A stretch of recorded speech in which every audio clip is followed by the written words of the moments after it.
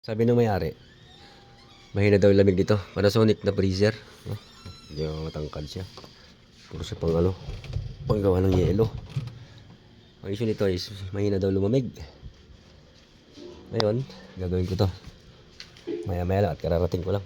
Bili muna ako ng mga kailangan ko. Yan.